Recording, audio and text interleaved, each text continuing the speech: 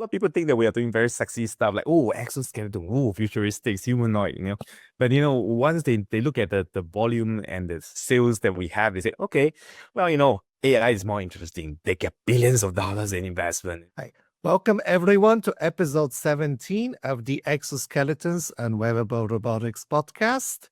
My name is Bobby. I'm with the Exoskeleton Report. My co-host is, as always, Professor Tom Sugar, Wearable Robotics Association, and we are super mega lucky to have Zen Koh, more years in rehabilitation, robotics technology than I think Tom and I put together. And before we get started, special thanks to our Patreon subscribers. We don't have any new ones since the last recording. But again, thanks to our VIP tier supporters, Volker Bartenbach, Rita Vasquez-Torres, Minmar, and our corporate level sponsors, Humotech, Oxivo, and HeroWare. And then, if you allow me, I would like to do a quick introduction. You're a seasoned innovator and an entrepreneur in the rehabilitation or robotic space with extensive experience bridging academic and research to industry.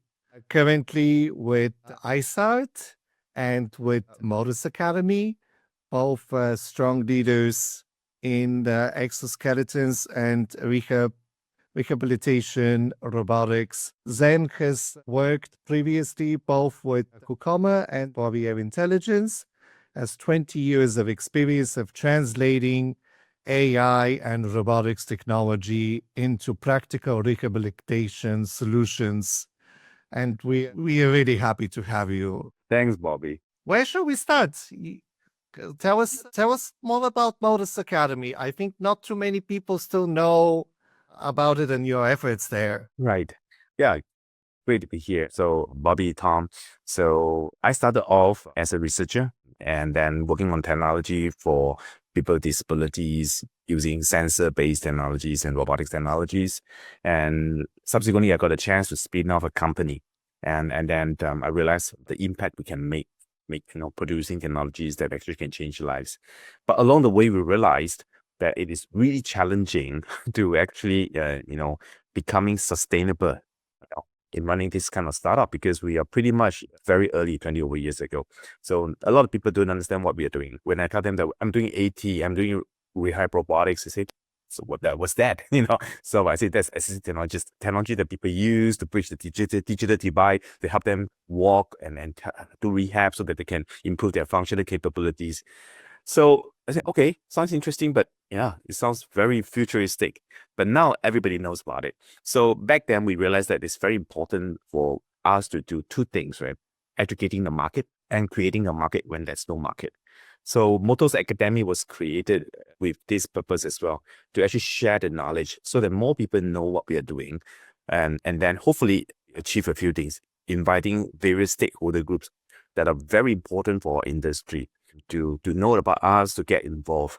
So the 5 stakeholder groups that we have actively and always been trying very hard to get them involved, the end users and caregivers.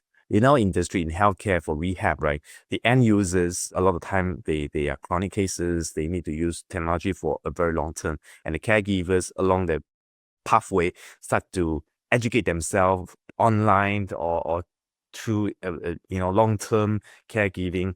They start to become experts, sometimes even knowing more than the clinicians. They say, oh, you know what? I heard about this robotic technology. I heard about this self-balancing exoskeleton. And the clinician, oh, no, I didn't know about that. They're actually more well-versed. So this first stakeholder group is very important. We need them to be aware of what are available out there. The second stakeholder group, I think they are even more important. They are the clinician, the doctors, the therapists, right? The users. If they do not know the technology or they are very, what I call the technophobia type, they'll say, no, I never use it because, it's sometimes a bit of ego. You don't want to look and appear that you are illiterate of technology in front of your patients, right? Imagine you are fidgeting in the technology and the caregivers look at you, are you serious?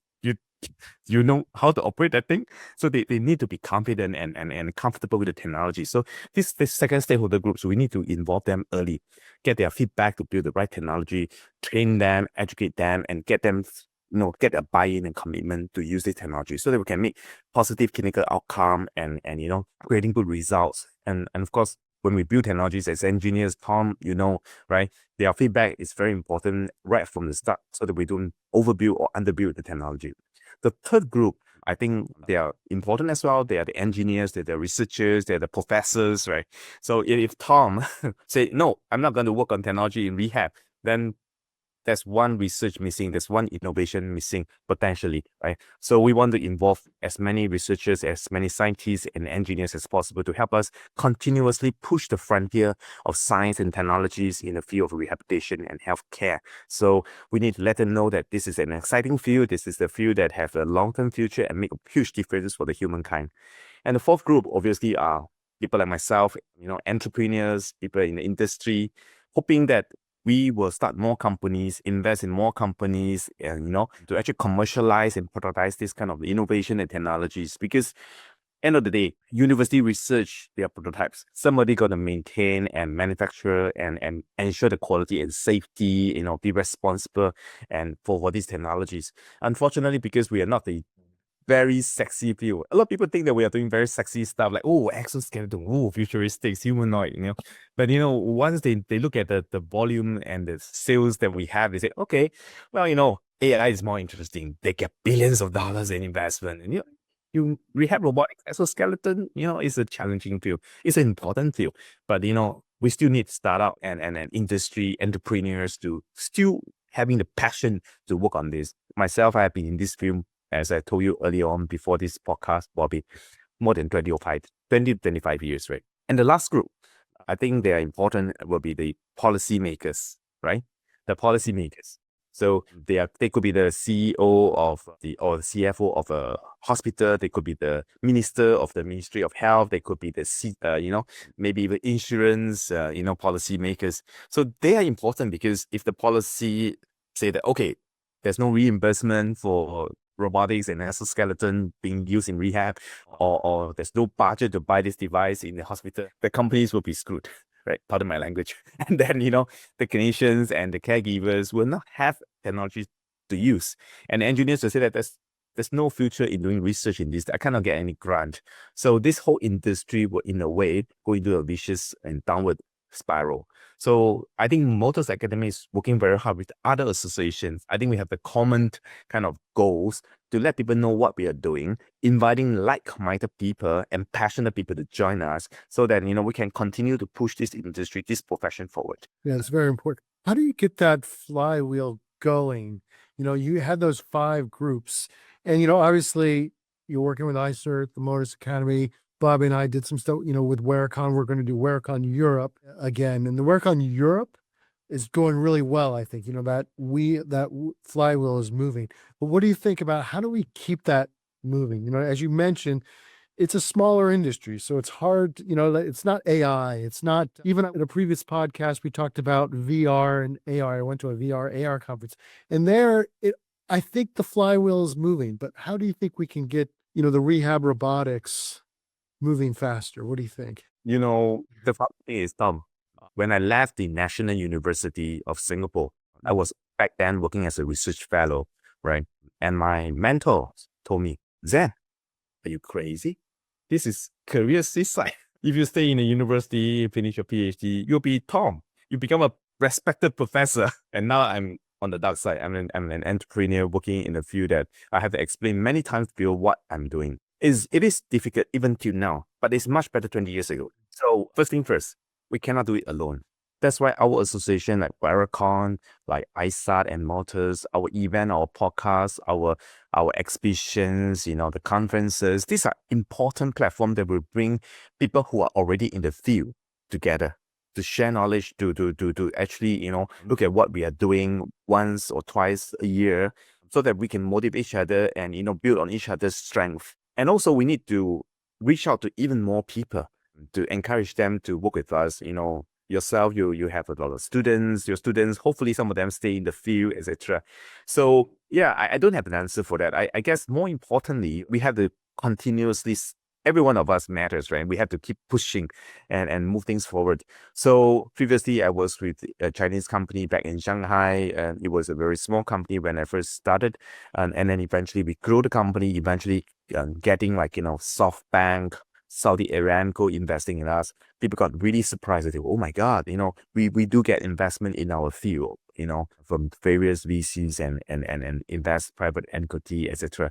But getting from mainstream investor like Aramco Venture, Prosperity 7, and SoftBank is quite unusual. So we thought we have what it takes now to grow and scale. And that's important, right? You need to be in the American too big to fail.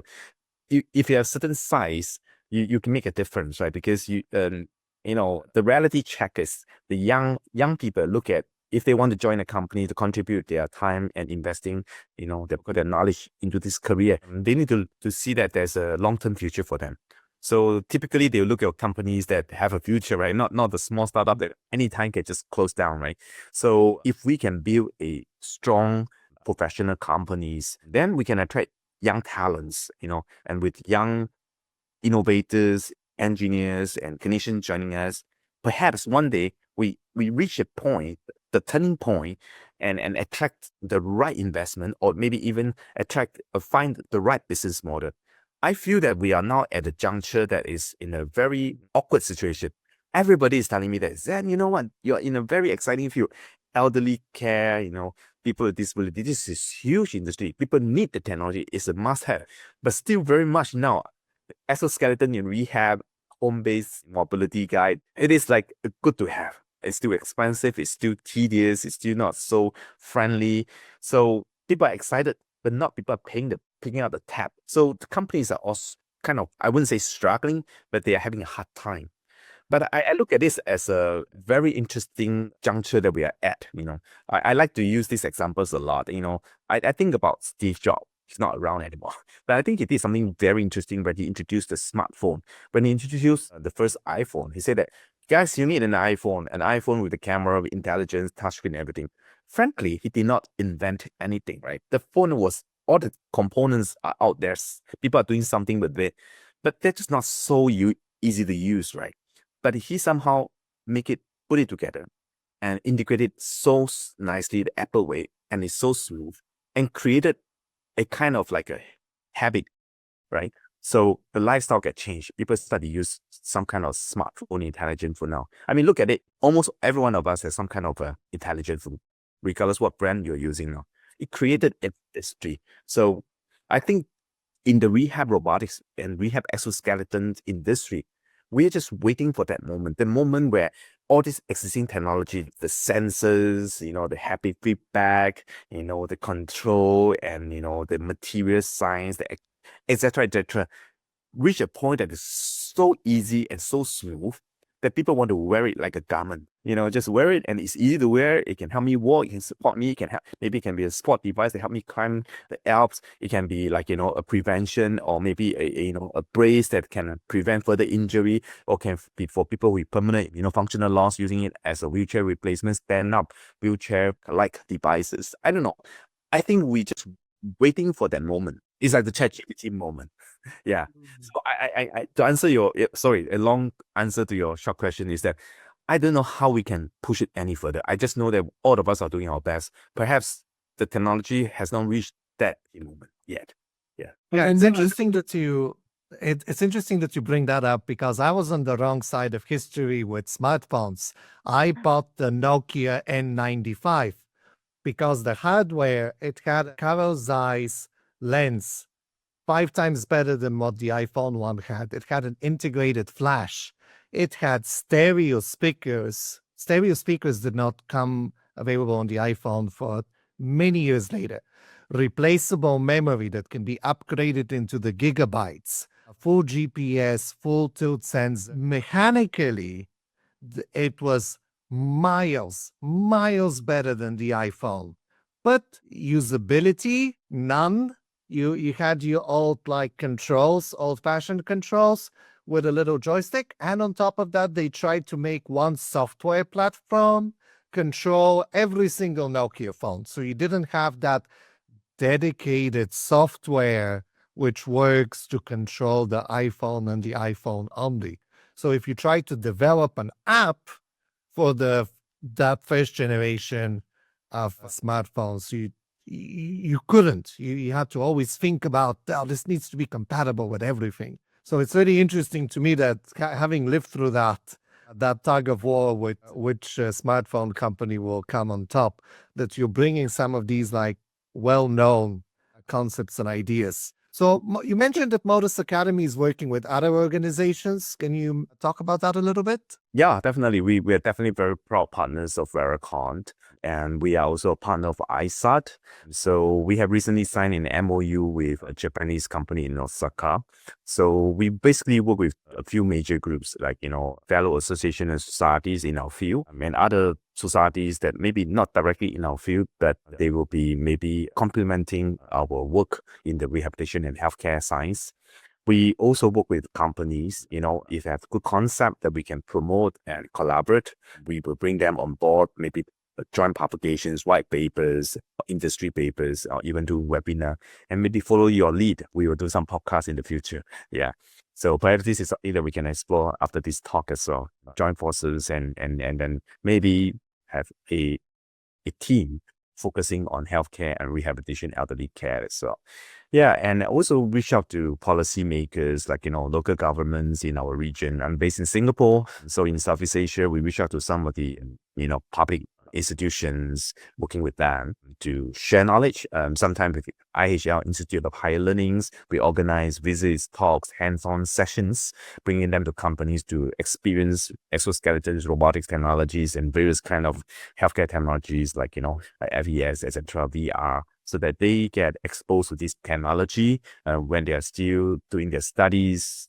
So they are comfortable with technologies. When they go out to practice, they will not be saying, oh, what's that? I never learned that in the university. So we get them involved earlier on. Yeah. So these are some of the main activities that we are doing. We are also inviting like experts like, Tom, yourself to join us as like, panel experts, and then inviting you to work with us on like, joint publications, or maybe even supporting some local research through like, joint grant applications to work on some projects, validations of technologies and products. Yeah. So we do quite diverse activities. Only one purpose: to get the message out there. There are people working on such technology. Let's not reinvent the wheel. Let's try to work together, bring the cost down, make it more efficient, make it more easier to use. Yeah. So you talked about regions. So you just talked about Asia, but what other regions do you see you're pushing into? And to add on to that, is that also your work with IISART, right? Because IISART mainly works in Europe. So maybe talk about IISART, or talk about how we can work with the regions like Asia, North America, maybe South America, maybe, Europe, that kind of thing. Yeah. Maybe I start with IISART. So, like all societies and associations, basically we are global facing. But due to our so-called history, IISART was started by a group of people, mainly from my during my stint in Switzerland with Hokuma. Quite a bit of us were from Hokuma. So naturally, our base and our know-how centered in Europe. So, but we do have Americans and international partners, but we realized that we need to strengthen that part as well. As you probably realize, we run an event every 2 years, Rehab Week. And this year, first time, imagine, after almost 20 years in US, Chicago, hosted by Jerry Ryan Ability Lab in the middle of May. The other North American event that we actually host was, I think, 2017, back in Toronto. So that's the only 2 events that we have in North America. The rest are in Europe, like Zurich, London, Notre Dame, etc. Yeah. So we are trying really hard to expand our base and to have a more balanced global approach. So in 2023, I hosted the event in Singapore, first time in Asia. So myself, I'm also the ambassador on top of being the president of IISART. So one of my role, together with another ambassador, who's the founder of IISART, and Dr. Gary Colombo, he focused mainly on the Europe and North American region. I focus on Asia and the other countries like Middle East and, South America, etc. So my role is to invite more members, companies, institutions to join us. So if we have more so-called regional representative, their voice will be better heard, because previously, and it's quite naturally so, because back then a lot of startups, the well-known one, are mainly in Europe and North America. So that's why a lot of our members are from Europe. So their voice tends to dominate a little bit. But now there are a lot of interesting startups from Asia. So like Korea, Japan, China, and Southeast Asia, we have a few. So they are now joining the associations, getting their voice heard, creating a balanced view. So we are trying to do that as well. So for MotusAcademy, right from the start, we are quite balanced in the sense we are founded by the three of us, myself representing the industry, and Jose Pons from Sherry Ryan representing more from the clinical perspective plus engineering, and Robert Rina from, as you know, the robotics, and he also work on research and in healthcare and other form of robotic technology. So the three of us bring forth different point of views and our respective network. So Motus has been inviting partnerships and collaborations from Europe, North America, and Asia Pacific. For South America and Middle East, we have partners, but we're still trying to build up more influence in that regions. Yeah. Wow. And you said the next event is Rehab Week. Can you like describe what that is like? I've never been to one. Yeah. So Rehab Week is actually a very interesting event. So it started off as individual events hosted by individual societies. So back then we were running an event under IISART called the IN. We still run it, but now it's part of the track under the Rehab Week. So it's called the International Neuro Rehab Symposium. So we were quite happy with it. Always run it in Zurich, and it's very neuro rehab robotics focused. And then we start talking to other associations, and while we attend their events, like, the ICOR events, which is under the IEEE, focusing on rehab robotics, we start talking to the FES event and organized by the IFES team, the VR event by the SVR. And then we realized that, oh, okay, they're all doing reasonably well, but we're not big. And even more interesting, the people that are attending this event are a bit overlapping, and the technologies are kind of like very important for our field, and we are integrating this technology into a more holistic kind of like a platform system. We have like, gait training devices with exoskeleton robotics legs, and then we will be kind of like gamification functional training, and sometimes we put FES and other forms of like BCI technologies to try to collect more data, create more usage, etc. But then we are not talking together in one platform. We are attending each other event, so that's not very resource friendly. We're not optimizing our time and resources. So a few of us come together, and then there are talks under the leadership of Gary Colombo. A few of the leaders come together. We decided that why not we just make it easy, agree to do this event together every 2 years. And then they came up with a name for Rehab Week. Yeah. So that's how it comes about. And to make it work, we actually get all these associations to come together and then create a consortium. And this consortium is called IISART, International Consortium of Rehab Technology. And it is a very small consortium, but represented by each of these societies' leaderships. And then we appoint a professional event manager to actually run this event every 2 years. So that all of us are freed up, because we have our full-time job. So running event, Bobby and Tommy, you can realize it's very, very time consuming, and it requires a lot of resources, and we want it to be done properly. So that being said, we decided that it is better that we work together. So that's how it comes about. So in the event such as we have week, what we have is that each of the societies and the track, so-called the previous conference, run a track. And then under that track, they have different teams. They're responsible for their own keynote speakers, their workshops, etc. Yeah. So we have extract, presentation, we have post for the students. Yeah. And there's a competition, they win a nice prize. So that brings together a nice group of, like I mentioned, the major 5 stakeholder group. Pretty much we have a lot of the engineers, the researchers, the scientists, and the clinicians, and a lot of industry people as well. So we are unique in the sense that we bring in a lot of members, so-called companies. So that is interesting, because a lot of these exhibitors, they are our members. So they're very involved in shaping the policies and, the decision of, technology innovations. So we share openly on that front. So I think it's important that we realize that between companies, there are competitions. Competitions is important, but it should not stop us from collaborating. Yeah. Yeah, so I think IISART play that role, and Rehab Week also play that role. So a lot of clinicians and engineers and professors come to the event. They are pleasantly surprised. They say, "Oh, I go to an academia conference. It's very academic, as what I expected.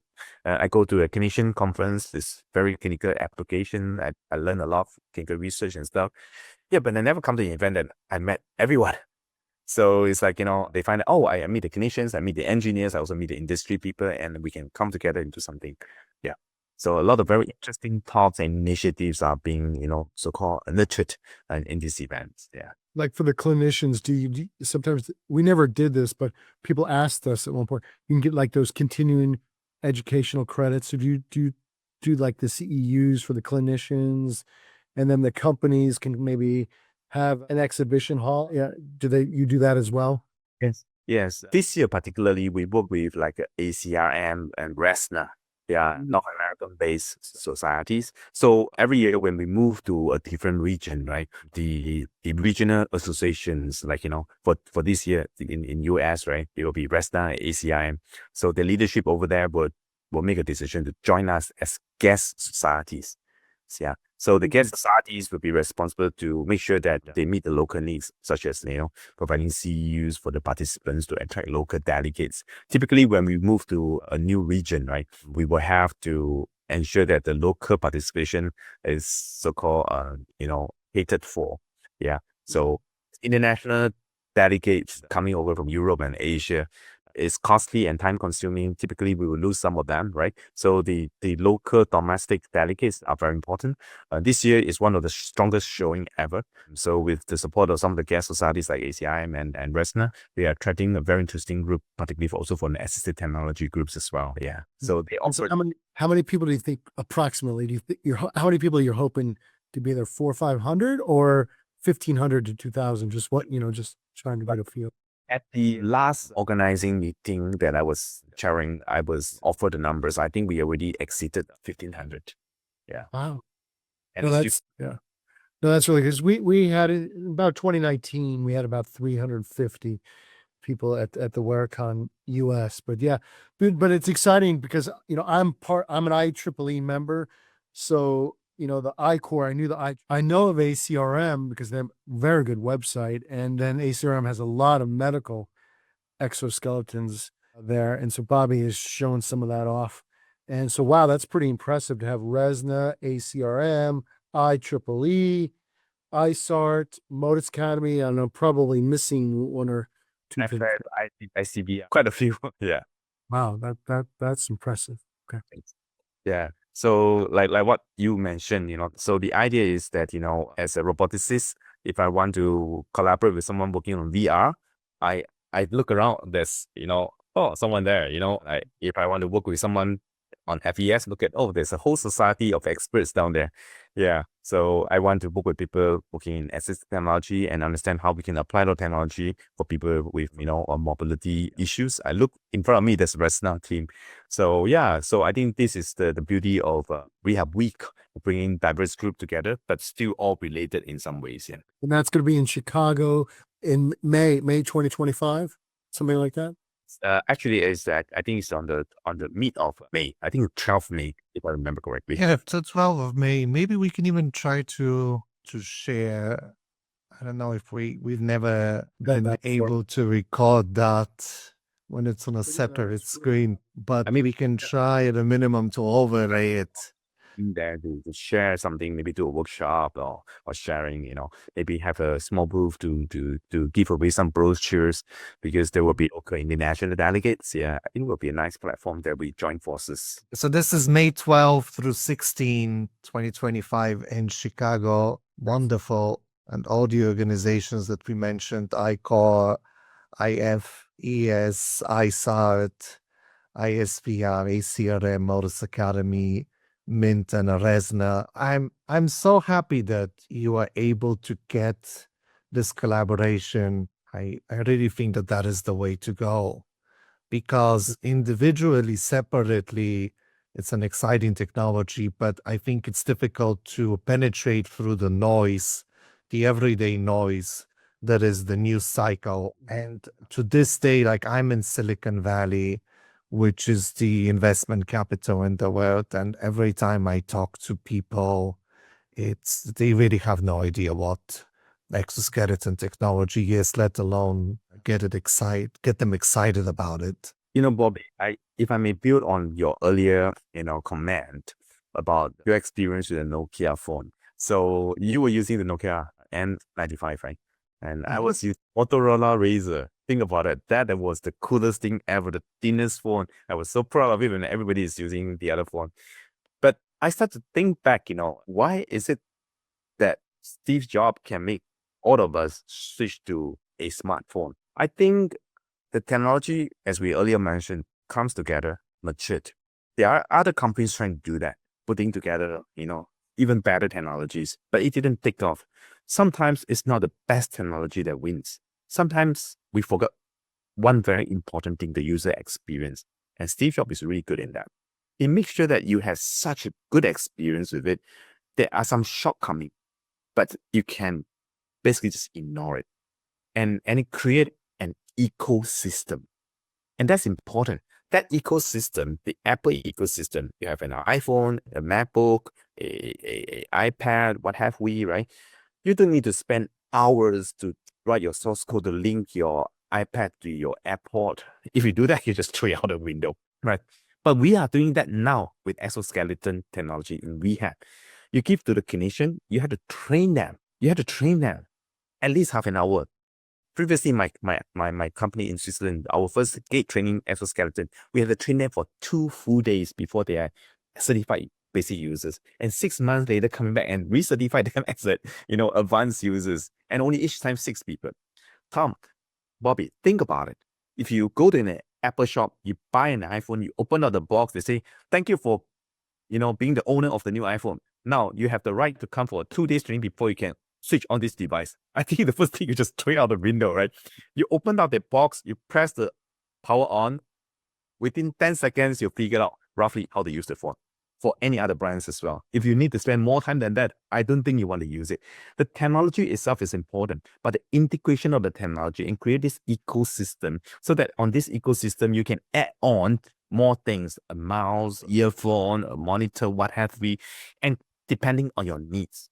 So robotics technology, exoskeleton technologies being used in various industries must have that capabilities, easy to use. And if I need to add on, change my motor so that I can have a better support, or maybe I need to add a VR so that I can do a digital twin to maybe do simulations. I add on to a haptic so that I can do a remote and I can view the patients from far away. We're not there yet. It is complex. We all have good technologies, but we're working in silos. So a couple of years back, I gave a lecture, a keynote in Toronto Rehab. They launched the eye care for the elderly. It was an initiative by Professor Milos Popovic. He's a visionary in pushing technologies for healthcare. And my lecture topic was rehabilitation 4.0. So I'm taking a leaf from the industry 4.0. I think that rehab robotics is requiring a lot of coming together. So 3 key issues that I'm looking at is the consolidations, standardizations, and interoperability. Tom, we tried to work together once before on standardization. That was back then. I already realized that the lack of standardization is kind of like, I think, inhibiting the growth and the progress of our industry. I mean, as well, even better than I do. I think there's more than maybe 200 companies now or institutions working on exoskeleton robotics technologies, and whether institutions, whether they are labs or universities or even companies, right? And every one of us are building different form of exoskeletons and different, framework and structure. I mean, it's good. We are promoting innovations and development, but think about the users. They look at it, okay, I go to the shop, there's 1,000 different kind of OS. Which one is better? Nokia is building their own OS. Sony back then had Symbian, but only now, how many left? I think we have iOS, Android. I cannot remember the third one. So what I'm trying to say is that users' experience, users' kind of acceptance is important. So eventually, the consolidation of this industry, I'm not promoting monopolizations of the technology. What I'm trying to say is that, end of the day, it must be a sustainable industry, which means that the users must want to use it. The users, the last thing they want is to figure out how to put different forms of technology together. That's not their job. That's our job. And I think it requires the clinicians, the industry, and also the researchers and scientists like Tom and us coming together to kind of agree. Because I think we reach a point after so many years, more than 20 over years, I think we can more or less agree, we all have 2 legs and 2 arms. So exoskeleton technology, we cannot build a 6-finger hand exoskeleton, right? So I think more or less we can kind of agree how to build and what to use, so that it's easier for us to focus on the innovations and pushing the frontier technologies. Another example I like to use is another very interesting person in the US, Elon Musk. So when Elon Musk say that, okay, I want to get involved into the electric car industry, he did not say that I'm going to invent the new standard for cars. I'm going to make a 5 wheels car and I'm going to do this and that. No. He used the standard car standards, right? He just focused on a few things, improving the battery performance, the electric models, right? So the rest of the stuff, like the windscreen, what have we, these are standards. He don't need to worry about that. Has been around for like hundreds of years. Yeah.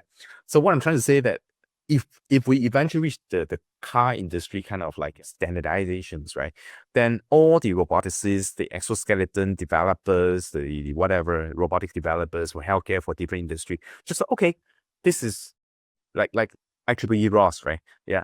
Instead of everybody developing their software, control system, embedded system, we now have something that we can build on the step on the giant's shoulders and focus on the next innovations. Unfortunately, I don't see us having that kind of consensus. So all of us are still like, I got a new idea, let's do it. I got a new idea, let's do that. So we are spending a lot of time and money and efforts, and we all start again. Some make it, some don't make it, and money are kind of wasted, resources are being squandered, and then we back to square one. So I guess this is one of the big challenge for our industry. Yeah. Yeah, that is. I think so too. And Tom, I think you're a member at large with the committee ASTM F48 on exoskeletons and exosuits. I don't know how much, 6-7 years now. At one point, I was the vice president for that committee. At one point, I've had different positions. Tom, obviously, you and YRA with one of really the first events to kind of not just break these silos, but show people that they even exist in the first place. Yeah, we talked about at the very beginning. We had some work with NIST and others where we looked at things like trying to understand, the technology, the motor technology, then try to understand, the IT, because if you're going to send data around, especially if it's medical systems, you got to make sure that the data is safe. And then, thinking about just, how, the systems are used in that sense. But it's difficult. I mean, I've smiled because I've heard like I like to use the word cars, like stereo systems. So if I buy these speakers, I could buy that piece of stereo, I could buy this record player, and I can always plug in and I never have to worry. But I've been at this 26 years in robotics, and still to this day, we all use different motors, different PID controllers. It could be ROS, but then other people are saying, no, let's go for, let's, think about some other things. And it's just interesting because, maybe the robotics field at some point is going to have to, and it's not just exoskeletons and wearable systems, but just even the robotics field, just getting a decision where, these motors will talk to these motors and this robot system. And there's things out there definitely for automation. I work in, industry 4.0, and there's, Rockwell automation and FANUC and things like that I'm doing here at ASU, where, there's definitely interoperability when you're, if you're going to build a giant semiconductor manufacturing plant or a giant, near us, there's Lucid Motors. And so you build some automotive plant, you got to have the system, you got to be able to buy systems and put it all together and to work. And we haven't done that yet too much of robotics. Yeah. Or alternatively have an ecosystem, because I've worked in manufacturing, and in manufacturing, you would never be expected to put together a robotic automation system by yourself. You will go to what's called an integrator. So that's not a distributor that will try to sell you. So it's like, well, this piece costs that much, this piece costs that much, and then you buy all these things. You have nothing to do with them. You hire an integrator. And then they say, well, I can put this package with these pieces, these robotic pieces together for you, or I can put that package, you decide. And then they help you with the entire process. I think that you hit an interesting note there that we don't have this ecosystem. I find it fascinating to this day, if you have a medical facility, you have 5 or 6 different exoskeletons. If one of them breaks, you need to hunt down the producer and talk to the producer. We don't even have centralized repair and maintenance systems. We don't have those vendors. For example, if you research facility or a manufacturing facility, you need to calibrate all your weight scales. And those weight scales can be from 5, 10, 20 different vendors. You don't go and call each one separately. Hey, fly from this side of the planet to go calibrate my weighing device. You bring outfits that is trained on all of them. And then they go in, they walk through the facility, they update all the certification, do all the maintenance and the cleaning. But we still don't have the volume or that ecosystem, even for something as basic as that. Yeah, you guys are right. I have been following your work as well. We have been trying to work with you guys. So yeah, I think Bobby and Tom, you also mentioned a very important point. So I think it is important that we somehow reach some kind of consensus, and this consensus cannot be in one region; it should be global. So I think ASTM work, maybe through Motus and IISART, we can help to. We have a standard committee, so getting more industry, get the 5 stakeholders groups involved, get more people to know about it. People will advocate and adapt this system, and hopefully we can kind of come to consensus. I was being tasked to look at how we can create this ecosystem as well. The second point I want to add on to what Bobby and Tom just mentioned, I think the only way forward, I don't know, in my view, is that you need to be big enough, as what we earlier mentioned. I mean, if you're Apple, right, you literally just say that you need, for every upgrade, you add 1 camera. The next upgrade, I'm going to add 1 camera. This is the standard, So they call the standard. What is smartphone you measure? Touchscreen, you have this, and then you have apps, and you have the iTunes, If you're big enough, and you're selling millions of units, you're the standard. Because if I want to build an app for Apple phone, I cannot just create my own iTunes and do my own app and say that Apple, change your system and use my app. I say, are you crazy? We have a system. Just use our system to create your app, and I'll think about it whether I'll let you put on my iTunes and let you make some money out of it, right? If you want to build an app for like Android phone and put it on Google Play, you jolly well follow their standard and write the app based on their guideline, right? You must be big enough so that developers want to develop applications or hardware for your system. If someone want to build an earphone to be used on Apple, nowadays basically used on every phone, right? On or computers, what have we? You cannot just say, I want to build the world's best noise cancelling earphone, and everybody going to change their software to meet my standard. I think you must be crazy, right? So you will look at, okay, I can link to all kind of platforms. So that standard will happen if you're big enough. People will just adapt themselves to build stuff for you.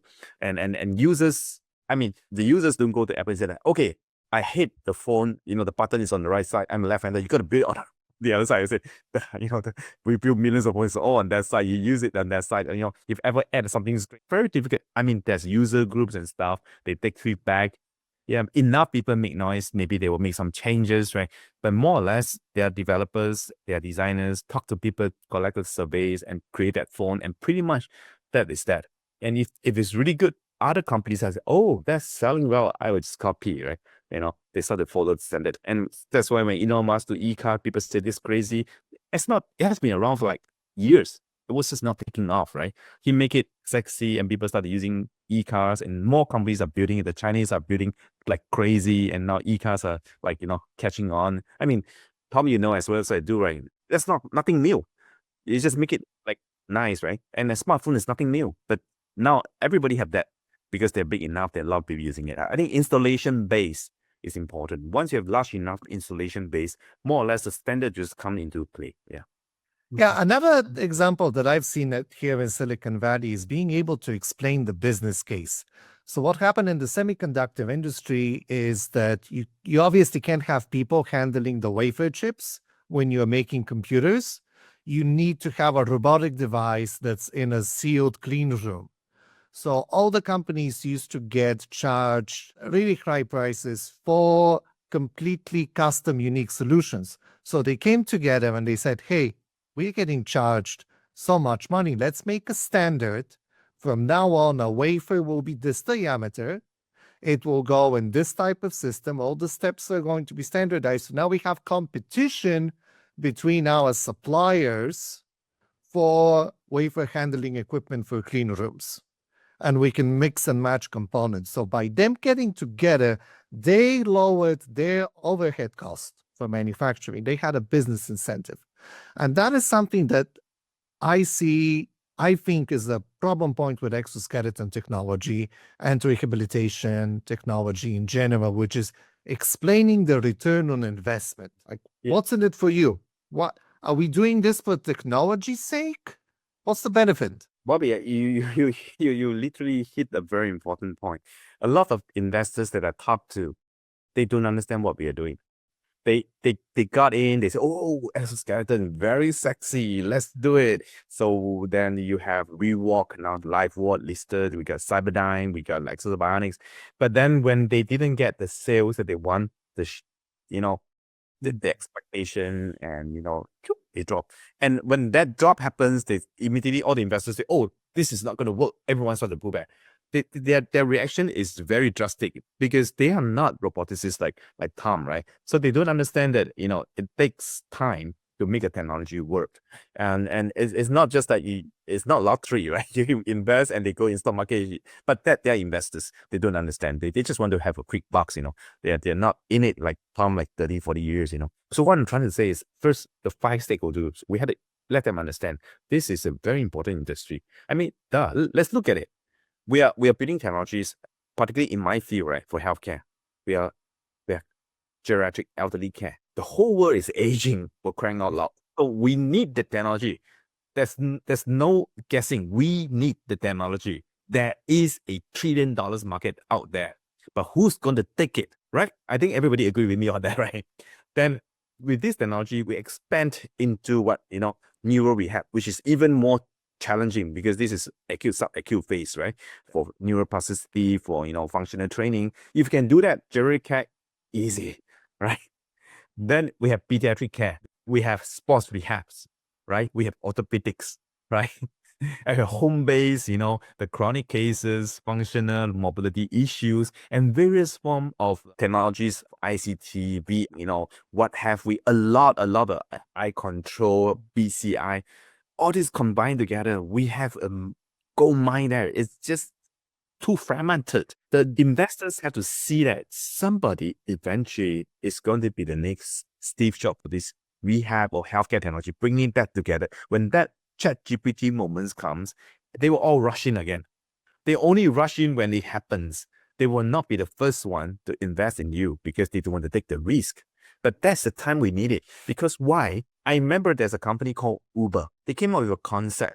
They say, well, Bobby, you have a car and sometimes you're free. You love to drive and you're driving for free. So why don't you use your free time, pick up some passengers that go in the same direction if you make some money out of it. And you create a simple app to link you with the users. And then in order to make more people use the apps, more people to drive, they give incentive. Bobby, if you drive, I give you some, incentive. I give the users some incentives. And people start to use this app. Some people say, oh, the naysayers say, oh, this never works. It's dangerous. Bobby could be a creep, could be a criminal. Yeah, but eventually this thing caught on through investment, through education. And now every country has some form of Uber, right? Some kind of in China, this is huge. In US, Uber as well. It changes how we use transportation, right? What I'm trying to say is that robotics exoskeleton is a new way of using technology at home for individuals with various needs in industry as well. To make it cut on, to make it becoming mainstream, becoming a must-have instead of a good to have. Now it's a good to have. Oh, Zen, if I had the money, I will buy one to try. Yeah, if I have the money. But I don't think you will say that if I had the money, I'll buy a phone. I think you cannot live with your phone. You use your smartphone, your iPhone, your Android phone for all kind of purpose. If I say that, Bobby, I take it away from you for 3 days, you will strangle me, right? But if I say, Bobby, I'm going to take the exoskeleton away from you, I'll take it away. It doesn't matter. I can use something else, It's still not a must-have. We must make it so easy to use. And then you will use it. Just like, I use some examples such as like washing machine and air condition. Frankly, they are not the most important thing in your life. If I take a washing machine away from you, air condition from you, it will be inconvenient. You wouldn't die. You will complain a little bit. But you want to have it because it's affordable, it's easy to use. It kind of free up your time. The washing machine cannot do the very delicate kind of washing. You still need to go to using hand wash. But it does 80% of the job. Good enough. An exoskeleton need not be the perfect solution that solve all your problems. It can solve 80% of your problem in industry, in healthcare. Good enough, right? And the last 20%, I guess you still need a human intervention, like industry precision. You maybe still need a craftsman to do that the part that robotics still can't do. But eventually, as the technology matured, we can do that, the human thing, right? We're closing in, right? So now people are expecting the very unrealistic part of the exoskeleton robotics. They expect us to put the patients in it, press the button, the patient come out walking. I say, no, let's go washing machine. I can't do that yet. But what I can do is I can do a simple task like moving the legs of the patient, the mobilization that you can do very well, but you feel tired. So this repetition, intensity task, I can let the robotics do it. We must find a task that we are good in and not trying to build stuff that is like out of this world yet. Yeah. So that's one. Yeah, absolutely. So I keep calling it and I keep writing about the golden application. I actually did that experiment that you're describing. I went without a smartphone for quite a while. And what I found out was that for me, the golden application was being able to look at traffic. And that if I get stuck in traffic, which would have been easily avoidable had I had a smartphone, which will tell me, hey, there's traffic. This is the route you're supposed to take. I would save 1 hour, an hour and a half. And then that time is money. I know how much money my time is. And I'm like, wait a second, for that one golden application, I am losing more money than if I had a smartphone that I can go and check traffic conditions. And then they got me back in. So that was the end of my experiment. So, and I think with personal computers, the first golden application was spreadsheets and people starting their own accounting companies and being able to tabulate big spreadsheets. We're talking about punch card era. After that, it was computer gaming, other applications. Little by little, you had these golden applications that grew those markets. While, of course, simultaneously, you had the cost of semiconductors dropping like a rock, which we don't have for robotics technology. So any thoughts on what would that be, that first golden application where you just cannot live without an exoskeleton? Well, in my view, I think Tom mentioned it a little bit as well. I think at the moment, everybody is guessing what is the killer apps, the killer applications of the robotics. So various companies have said that, okay, I'm going to use it for warehouse to help prevent injury. I want to use it to make robotics just to make coffee, build exoskeleton to help people climb mountains for sports, and assistive device to help the patients replacing wheelchair to stand upright, look at you with dignity at the eye level. You name it, we had it. We tried all kind, but none of us caught becoming the Apple or the Tesla or the OpenAI kind of companies. Why? I think it's simple. We are piecemeal, fragmented, non-standardized. Because each of these applications we are successful, we did a good job. It is still small. Because each of these users are still not big enough. Industry is big enough, right? But they are complex in many ways. So I think we still need to reach some kind of modular ecosystem kind of platform. Like you mentioned, I just put the pieces together. So the golden application will happen when you have enough installation. When PC become mainstream, everybody have someone PC. And word process, like you mentioned, like, Excel, that kind of tools. Everybody know how to use it. People start to create jobs out of it, right? Accountants find their job easier, as you mentioned. ChatGPT came out. Before that, AI was like forever. I mean, like Tom, during our school days, right, we call it machine learning, neural network, expert system, what have we, right? And now it's got LLM, fancy terms and stuff, but it's just basically the same thing, using very nice way to calculate it, reinforcement learning, whatever.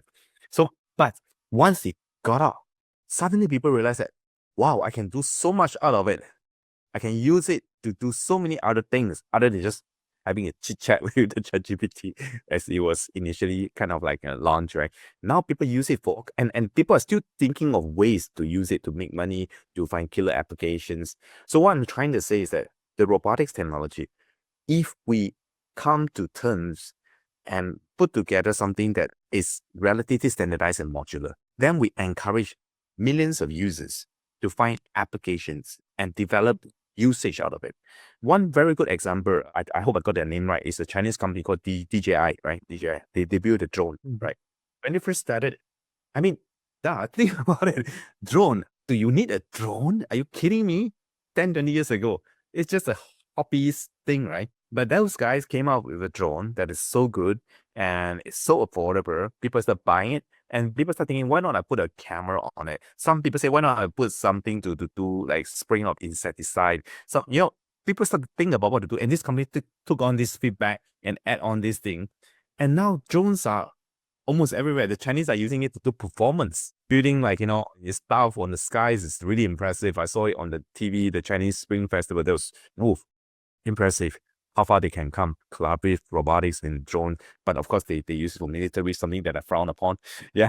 So what I'm trying to say is that, once the technology matured enough and there's certain form of standardization and the users find it easy to build applications on it, it will cut on and it will become the killer application and it will create sustainable, kind of industry. And when that happens, we don't need to have this conversation anymore because everyone has some kind of exoskeleton at home, right? So everybody has some kind of humanoid or robotics at home to help them do some task. And then we can even program it ourselves. It should be that easy to use. Are we there yet? Not really, because robotics still considered dangerous. So imagine a robotic arm suddenly go haywire and swing any direction, and that's going to really hurt. So we had to look at the data, of course, the ethical issues, the safety, particularly is the most important in our industry. So there are still a lot of hurdles we have to solve together as a community, not as one company or as one group of researchers. That's why we formed MotusAcademy, IISART, Wearable. We are all working together to try to solve this problem, not as an individual. Tom earlier asked me how to move things forward. I think it's together as a team. Even between competing companies, we had to come together. Yeah. So for my various startups, I have always been advocating partnerships, collaborations. Yeah. Because I think one company trying to build everything themselves, very unlikely will be successful unless you're like the size of Apple or Microsoft. You can bully your partners to join you. That we are in a still after 20, 30 years, I think a still growing industry. But I'm cautiously optimistic in many ways. I really think that it's a huge industry with huge potential, just being neglected. A lot of people don't realize how important this industry and how important the works that Tom and the team we are doing, right? So that we just have to keep going at it, right? Just like the ChatGPT before they came to the market, nobody knows what they're doing. People just joking, what do you need chatbot for, right? So I guess we are at that moment. Nobody really knows how important this would be for our various industry, and particularly for me in healthcare. Yeah. Yeah, I think neglected is absolutely the best word to say. I'll throw in a personal example. My dad has done robotics his entire life. And at the beginning, when I started working with exoskeletons, he thought it was the dumbest thing possible. He's like, here's my robot. I will control it manually. I'll stick you to it and go move with it. See how dumb of an idea that is. And now the whole company has gotten older, much older, and they're struggling. They're struggling with injuries. They're struggling literally to move the pallets and packages that when they were younger, they had no problem lifting and moving. So now he's like, okay, I get it. I understand this. Yeah. Bobby, I got to add in, I think, Tom, you might agree with me, right? as a roboticist, you are familiar with humanoid robotics. And look at the recent development of the humanoid robotics. It's amazing, isn't it? Almost every day, from the perception, manipulations, the locomotion developments. Look at the Chinese company Unit 3, all these fancy movements, the human-like gait patterns from like Optimus, Tesla, and Vega, and 1X, what have you. All these companies, they are spending millions and billions. They're raising that kind of money, and they're growing and progressing fast. Look at the AI, the recent DeepSeek moment, versus the OpenAI spending millions and billions in the GPUs they're stocking up. What's my point? My point is very simple. Money is in it. Investors are putting in money like crazy, and these things start to move forward. But in Exoskeleton, after so many years, what kind of progress did we make? I mean, we make good progress, right? But imagine that kind of money coming into Tom. He can build a strong research group to a company. Imagine the kind of progress we can make. Why is it that we are not getting that kind of investment and attention? I guess that's why I keep saying we had to educate the market. Yeah. That's what I've been doing for my 20 over years career, educating the market, letting them realize that, yes, we are also very exciting. You have huge potential. We are also $1 trillion market. Please don't forget about it. Yeah. And I guess relatively successful in the sense of with my Chinese company, we raised some money in China. But unfortunately, because of the geopolitical situation, I decided that maybe it's better off that we do this outside of China. But outside of China, the appetite is different because now the attention is on AI or the humanoid. But the exoskeleton, the different forms of robotics for healthcare, for different industry, I cannot comment about the industry, but let me grumble about my industry. We are getting shortchanged. We're not getting that kind of funding to push the frontier. Tom, maybe you are in a better position to share some of the challenges that you're facing, the grants that you're trying to get, the funding, the attention. Yeah, no, it's a big challenge. The grants, and I was just gonna say mobility is so important. I have a personal story where I saw my father and family in having trouble with mobility later in life, and it's an aging society, so it's really interesting to me. And now that I'm aging, I'm in my starting to become in the late 50s and things. You can't run or walk or lift as much as you could do in the past, and you want to live longer, right? And so I've said this to many people, like, it's not that you want to live longer, but you're stuck at home or something. You want to be able to get out there and do things. So it's interesting to me. It's a challenge. I mean, I think, I started in rehabilitation robotics, and then I moved over more to occupational robotics because I thought there'd be more money and more need there. But I'm not totally sure, right? Because, just to give an example, humanoids, which, you were commenting on, if tons of money is going into humanoids, because what they want to do is they want to work on embedded AI, right? So first it was AI, just a chat bot. But now I actually want to embed the AI into physical systems, and the humanoids are going way up. And so then it's like, well, maybe I don't, can we do a lot of humanoids for occupational systems? Probably yes, over the next 10 or 15 years. But still the question becomes, for all of us, every one of our listeners, and for us personally, when you start to become 75, 80, 85, you still want to go and walk outside and take a walk and visit people or do things, assisted living or independent living, or live at home, work with the grandchildren or whatever. It's just work with people and get out there. And it's interesting. I think that this is why I think MotusAcademy is so important. IISART is so important. ACRM, others that you talked about, Resna, because we're all going to get older, and it's an aging society, as more so in Asia than the US. Yeah. And any other questions there, Bobby, or any other thoughts, Zen, that you could I guess, we covered a lot of topics, and particularly I focused on the rehab and healthcare, robotics and technologies. And I think all technologies, somehow they cut across different categories. They work together. I mean, you can have a computer, you can use it in different applications, right? So if you're an engineer, you use it for, programming, or you write a code. If you are a writer, you use it to to write a novel, right?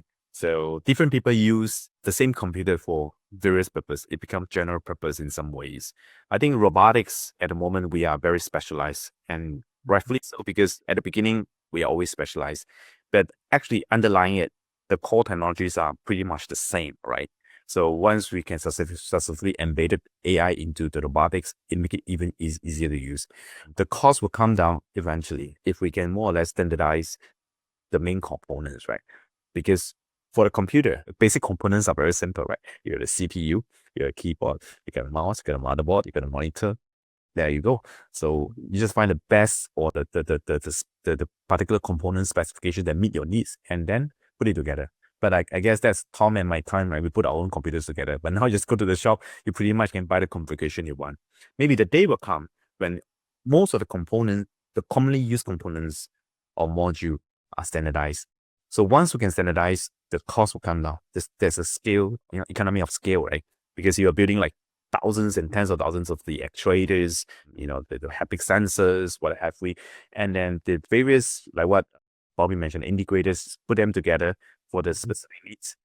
Maybe the cost will come down. It become from a good to have to must have, become mainstream, and more people will be able to use it, easier to use, more applications will surface beyond our imaginations. And the day, I believe, will come that every one of us, we are kind of surrounded by some form of robotics around us, right? Elon Musk say that ECA is a kind of robotics. In a way, it's true as well. So I guess whether humanoid will come into our house, whether all of us have some kind of exoskeleton for various reasons, for helping us going out for a walk, like what Tom mentioned, I think it will happen. It's just when. And for that to come earlier, and we owe it to ourselves and to our loved ones and to our community, is to coming together. So for the listeners, I encourage you, call for actions, join us in this movement, contact Bobby, contact Tom, contact myself if you're interested in developing robotics and getting yourself involved in the work that we're doing. And for the societies, definitely Motus and IISART is more than willing to go into even deeper collaboration with Bobby, with Veracon, ASTM, to see how we can do this on a global scale, because we are a global village.